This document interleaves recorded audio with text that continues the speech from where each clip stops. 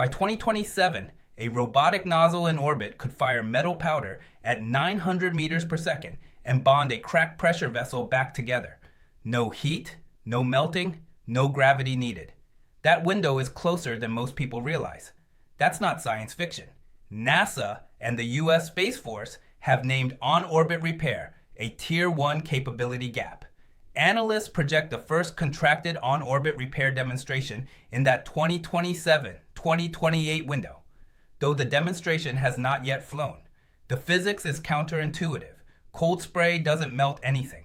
A copper particle hits at Mach 3, deforms, and locks in through pure kinetic force. The same mechanism that drives metallurgical bonding via adiabatic shear instability at the impact surface. In vacuum, with no air drag, particle velocity climbs 15 to 25% for free, making the orbital environment potentially superior to ground conditions for certain deposition regimes.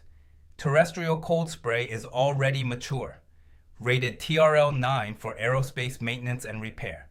Boeing, Airbus, and the US Army have used it for over a decade on corrosion repair for rotorcraft and aircraft skin.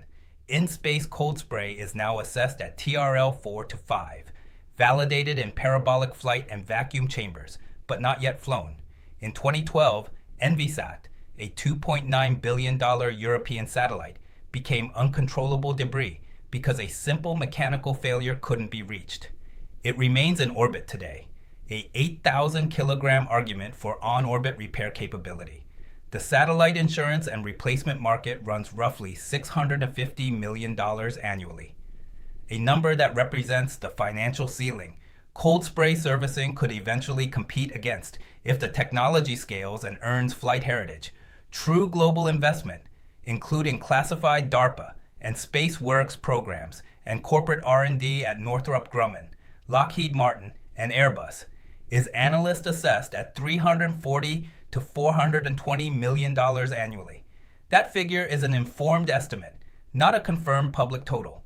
The catch worth naming, closed-loop helium recovery at greater than 99% efficiency, is the single largest unsolved engineering problem.